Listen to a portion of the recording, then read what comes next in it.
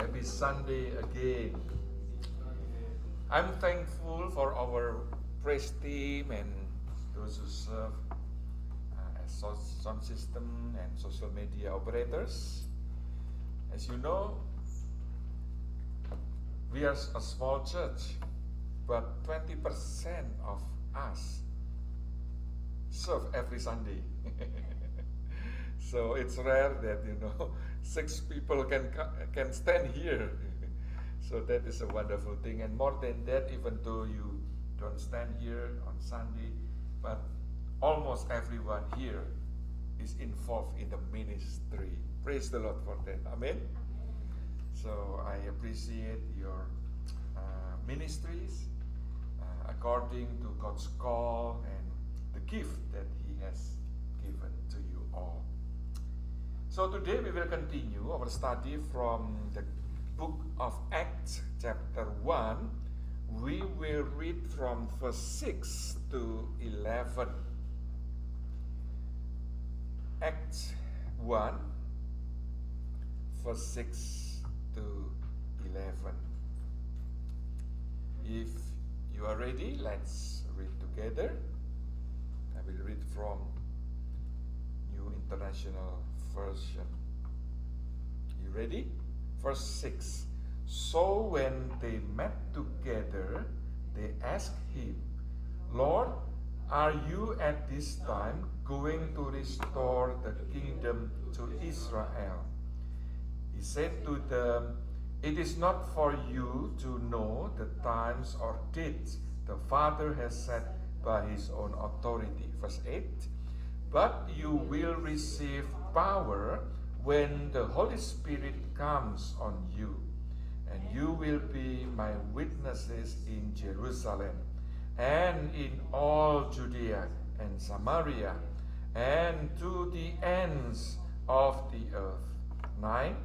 After he said this, he was taken up before their very eyes, and a cloud hid him from their sight. 10. They were looking intently up into the sky as he was going, when suddenly 2 men dressed in white stood beside them. 11. Men of Galilee, they said, why do you stand here looking into the sky? The same Jesus who has been taken from you into heaven will come back in the same way you have seen Him go into heaven. Let's pray. Lord, we just read your word, and now we ask the Holy Spirit to help us to understand the meaning of it. Please bless all of us in Jesus' name. Amen. So let's discuss this passage verse by verse. Verse 6, then when they met together, they asked him, Lord, are you at this time going to restore the kingdom of Israel? The disciples asked Jesus a final question before his ascension. This would be the last time they would see Jesus in his physical body until they went to heaven to be with him forever. They have asked this question before. Lord, are you at this time going to restore the kingdom to Israel? So this is not the first time they ask about this. But it had a special relevance now. They knew that Jesus had instituted the new covenant, as he said during the Last Supper. If you remember what Luke 22 verse 20 says, in the same way, after the supper, he, Jesus, took the cup, saying, this cup is the new covenant in my blood, which is poured out for you. So the disciple knew that the restoration of the kingdom to Israel was part of the new covenant. It was reasonable for them to wonder when the rest of the new covenant would be fulfilled. The response of Jesus in the following verses also indicates that he did not rebuke his disciples or even correct them for the question. He simply told them that the answer was not for them to know. John Stott, a great theologian in the 20th century, observed the verb restore shows that they were expecting a political and territorial kingdom. The noun Israel, that they were expecting a national kingdom. And the adverbial clause at this time, that they were expecting its immediate establishment. The disciples certainly knew the many Old Testament prophecies describing the spiritual and national rebirth of Israel. The disciples probably thought that the spiritual rebirth seemed certain, so the national would also come. Are you with me? And now I want to ask you, was the establishment of Israel on May 14, 1948, a fulfillment of biblical prophecy? What do you think? Israel became a state. Is that a fulfillment of a biblical prophecy, or in this case, Acts 1 verse 6?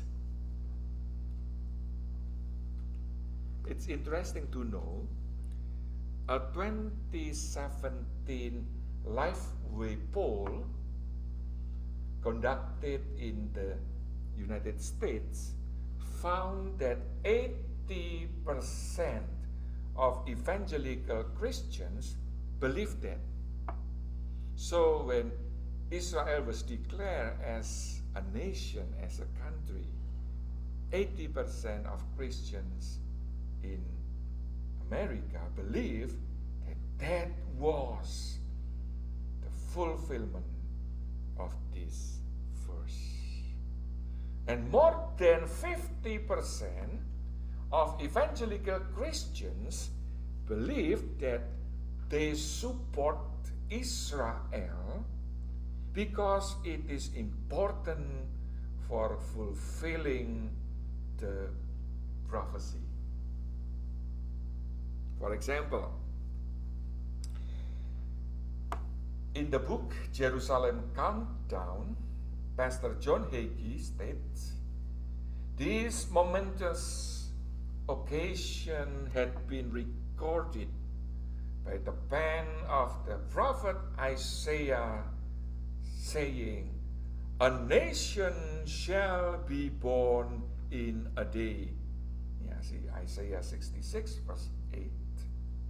It was the greatest moment in prophetic history of the 20th century.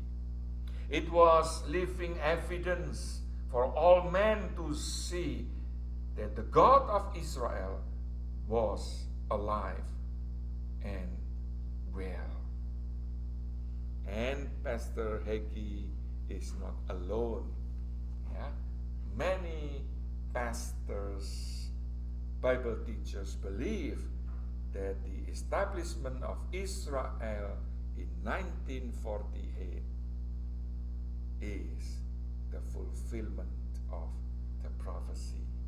I don't know about your view, but we need to know that this is something that is debatable. And I don't want to, make it as an absolute. Because some people says modern Israel, so the country of Israel, is governed as a secular democracy that officially makes no claim to rely on the God of the Bible. Statistics shows that more than 60% of those who live in the promised land today are secular, even atheists. I like what Pastor John MacArthur says regarding this. He sees the formation of the state of Israel as evidence of God's care, preserve, and protection. Otherwise, this small country could not be born, right? And even not long after that, many Arab countries attacked this tiny country. But until now, still exists. Yeah. In Indonesia, we call it kecil-kecil cabai rawit. Yeah, So it's kind of chili, yeah, small but so hot, you cannot even finish the size of chili. So Israel is so tiny. Even if you check on certain maps, you could not see this country.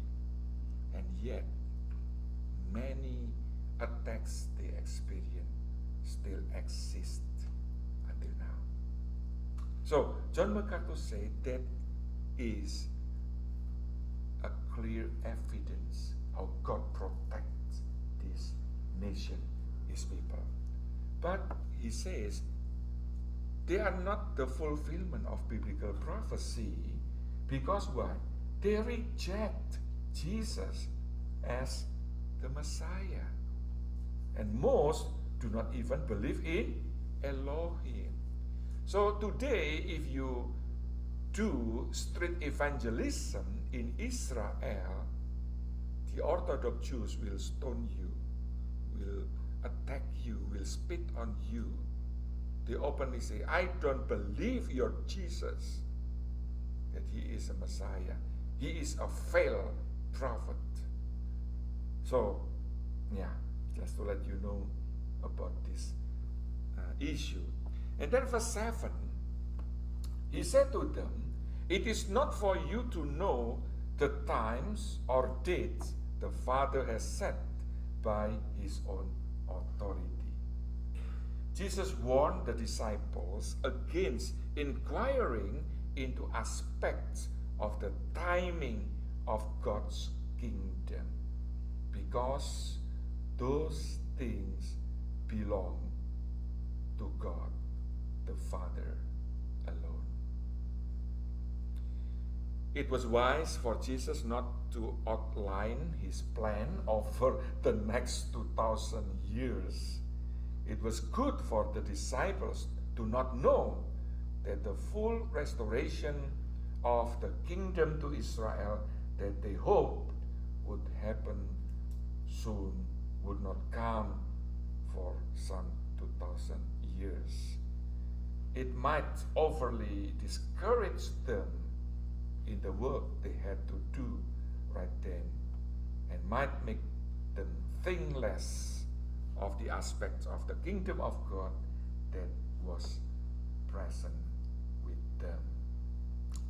So it was a wise response to Jesus.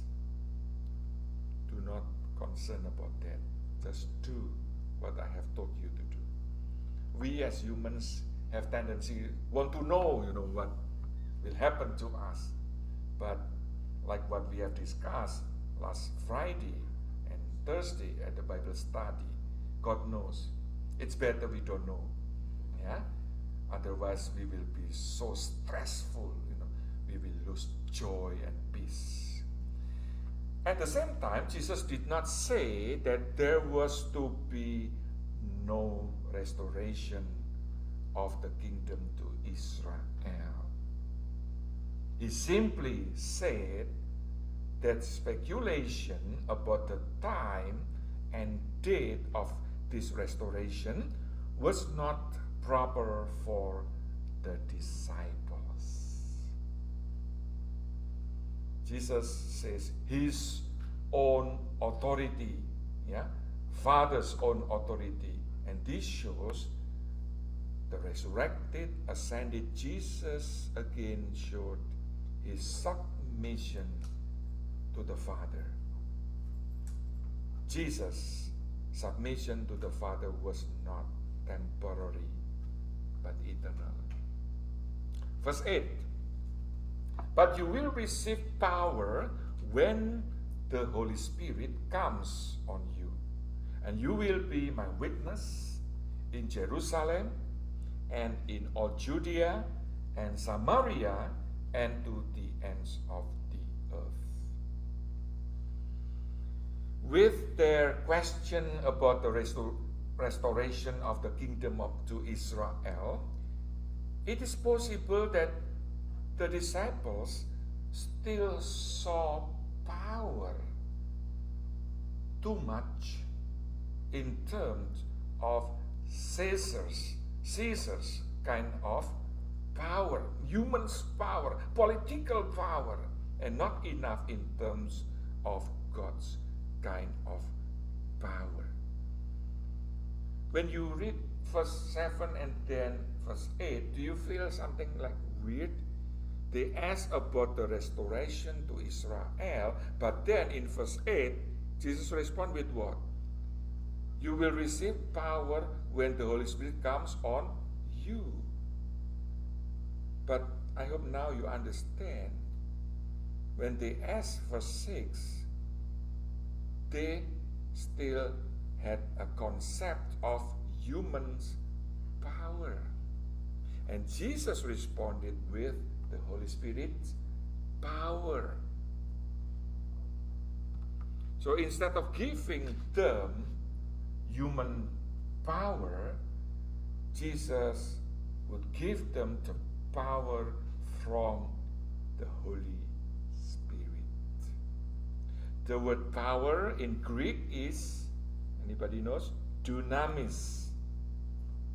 From this word we know English word what? Dynamite. Yeah.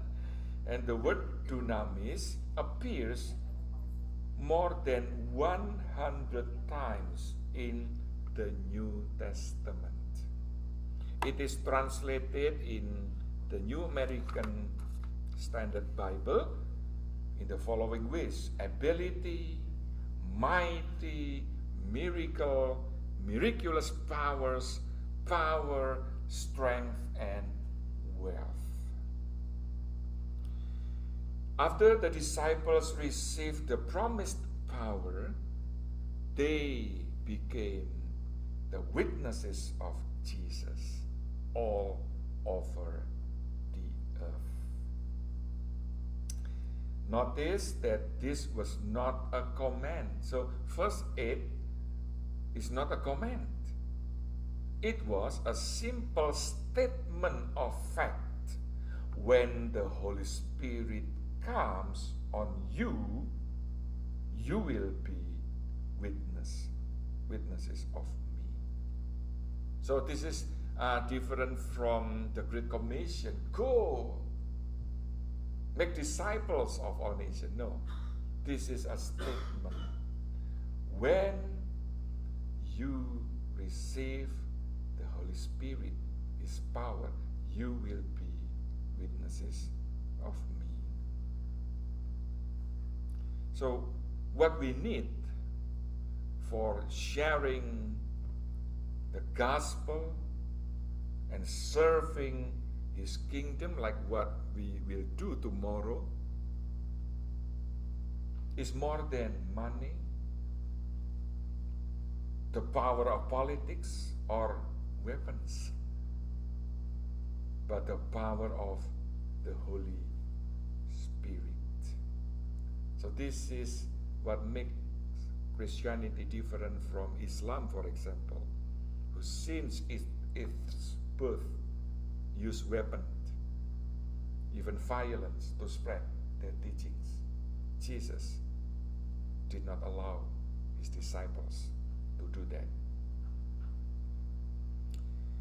The progress of the spread of the gospel message from Jerusalem to Judea and Samaria and then to the end of the earth becomes the outline of Acts. Acts chapter 1 to 7 describes the gospel in Jerusalem. Next one. Acts 8 to 12 speak of the gospel in Judea and Samaria. And then Acts chapter 13 to 28 tells of the gospel going to the end of the earth. We may imagine the objections the disciples might think of to the places of ministry Jesus described. For us, when we hear that, well, Jerusalem, Judea, but for them, they had experienced some objections from the people over there. Remember, Jerusalem was where Jesus was executed at the word of an angry mob. So when Jesus tells them, you will be my witnesses in Jerusalem, what? Will we be killed like him? Judea rejected his ministry. Samaria was regarded as a wasteland of impure half-breeds. And then in the uttermost parts of the earth, the Gentiles were seen by some Jews of that day as nothing better than fuel for the fires of hell. So this is something scary for the disciples when Jesus told them that he will send them to share the gospel in Jerusalem, Judea and Samaria, and even to the Gentiles. Yet, God wanted witnesses sent to all of those places. And the Holy Spirit would empower them to do this work. Let me ask you, have you received the Holy Spirit in your heart? Well, since we all have received the Holy Spirit, we also are called to be Christ's witnesses in our own Jerusalem, Judea, Samaria, and the end of the earth. So when Jesus said, you will be my witnesses when you receive the Holy Spirit, the same way apply to us. Yeah? When the Holy Spirit dwells in us, fill our lives, control us, we will be his witnesses. So, if a Christian cannot be a good witness of Christ, it may indicate that that person actually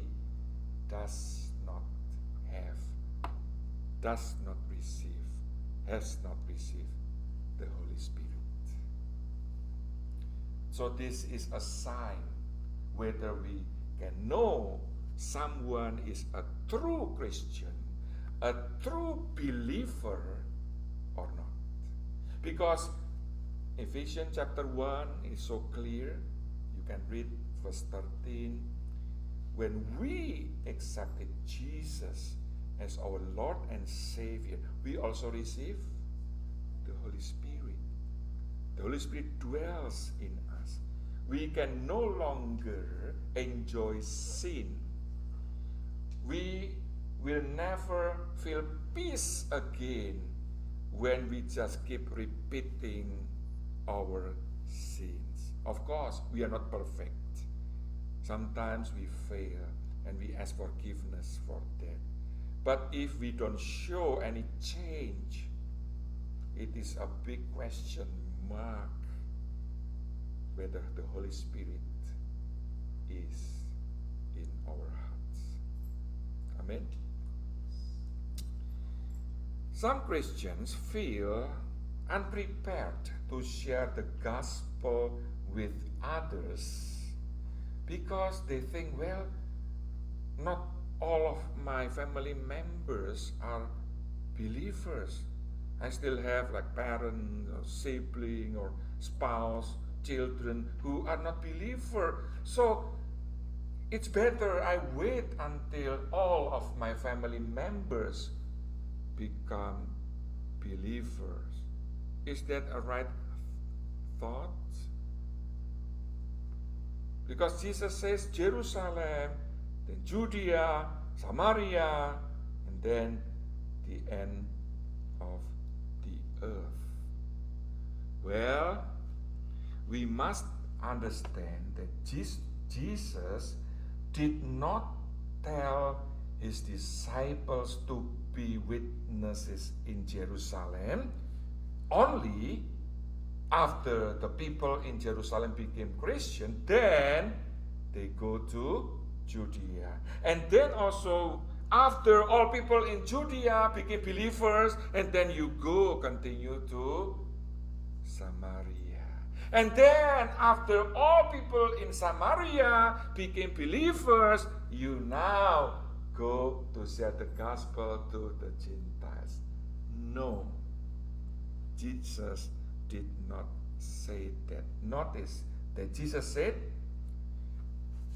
you will be my witnesses in Jerusalem, and not comma.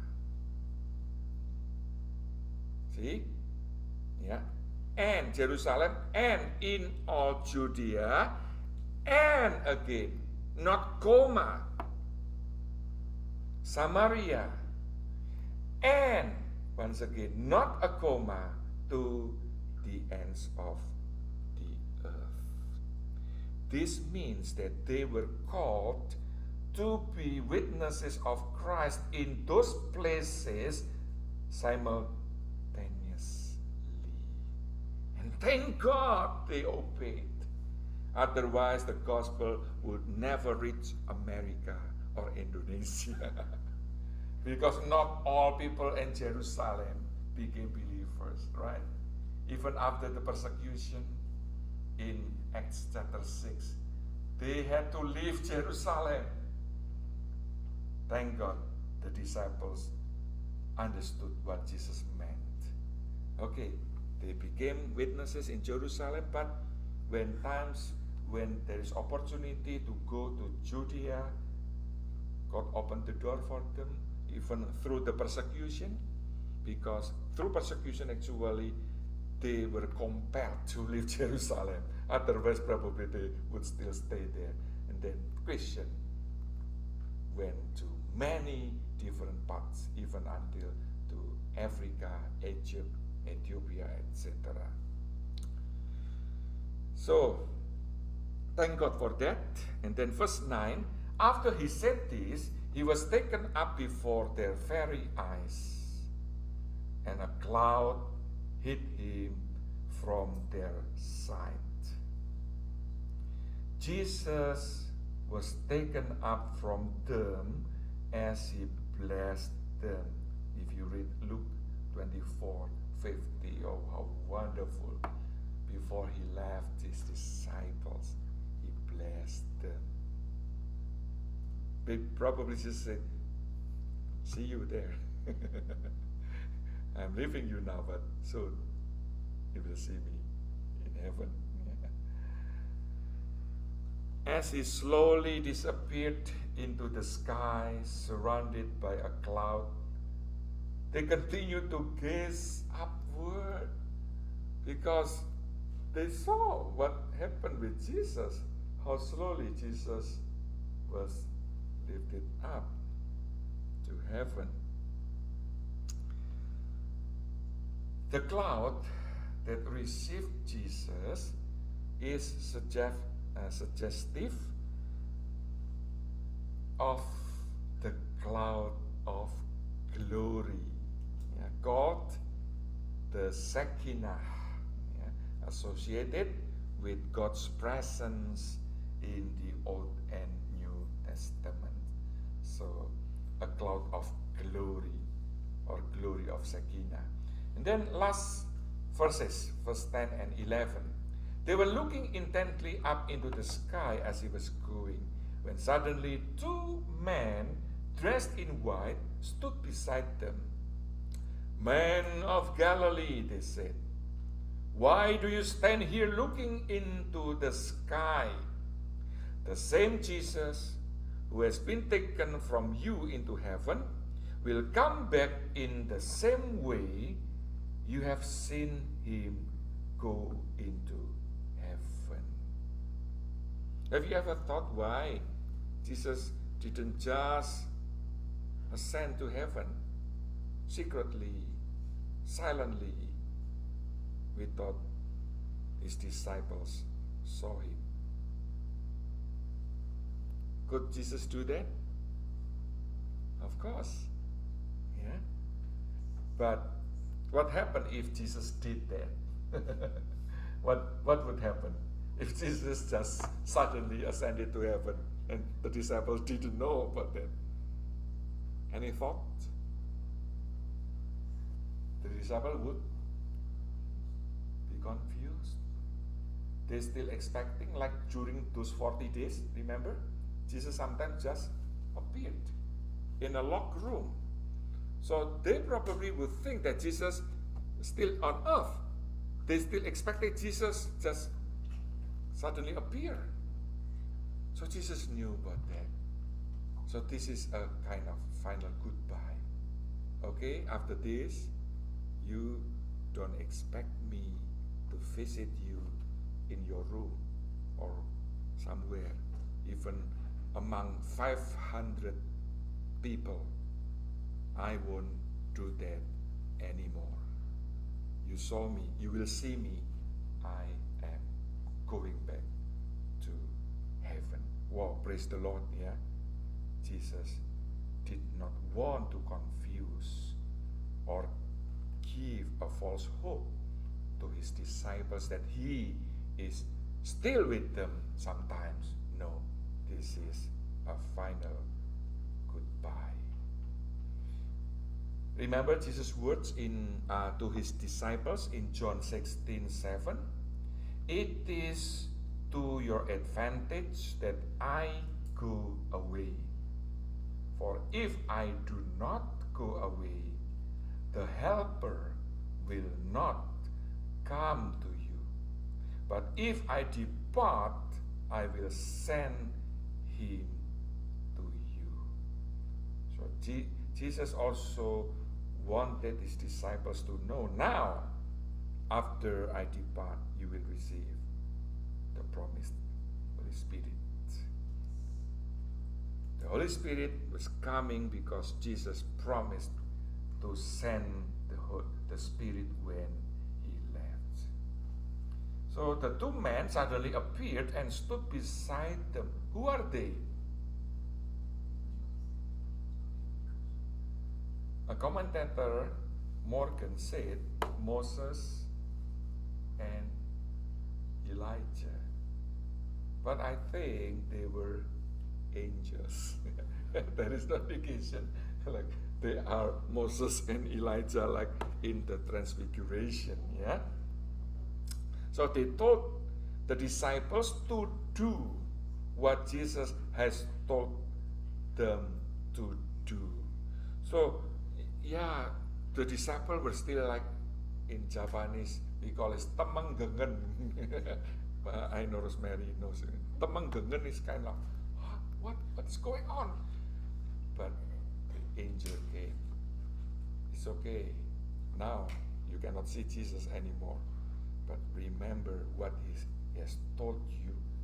So remember, do you remember what Jesus has told the disciples to do? After this, they should go where? To Pacheco or Jerusalem. Remember that. So in other words, the angels told them, remember, Jesus told you to what? Wait the Holy Spirit in Jerusalem. Do not live there. So the angel told them, go back now. Go home to Jerusalem.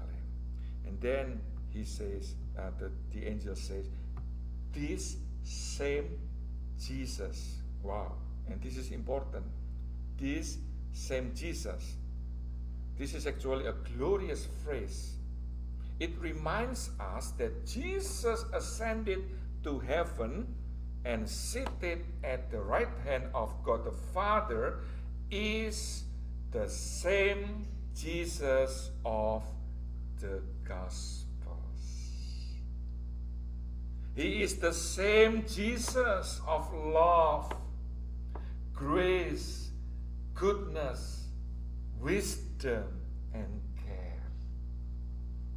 Like what Hebrews says, Jesus is the same. Right? Yesterday, today, and forever. Amen. Right? By the way, some Christians, actually a father one day, this is just a story, went to church with his son that, had been going to church for a while with his father.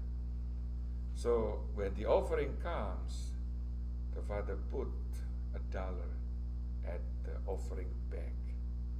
And his son asked him, Dad, I remember last year you gave $1, but now you still give $1. Why? And his father said, son, you don't understand. Jesus is the same yesterday, today, and forever. He's smart, yeah? Of course, that is not what it meant here. Yeah? Same love, power, care. Amen? And we are so grateful because everything is changing right now. Only Jesus who never change. Praise the Lord. And the angel said Jesus will return just as he left. So he left visibly and will so come in like manner. Don't be deceived. There are many false messiah, false Jesus. I am so sad that thousands of people in China, even now in Indonesia, believe that Jesus has come back in a form of a lady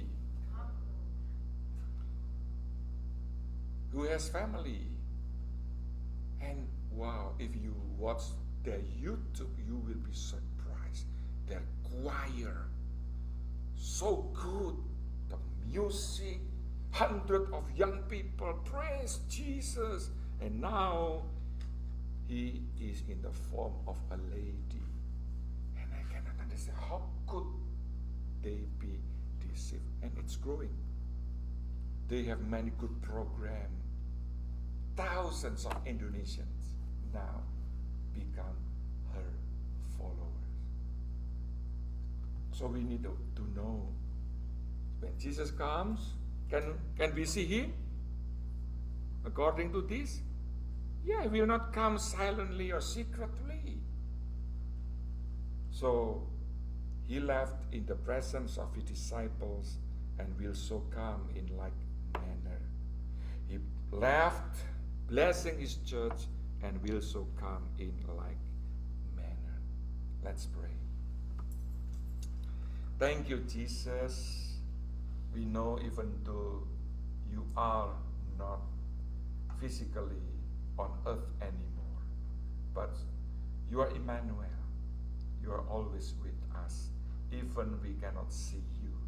And we thank you because you have given us the Holy Spirit in our hearts.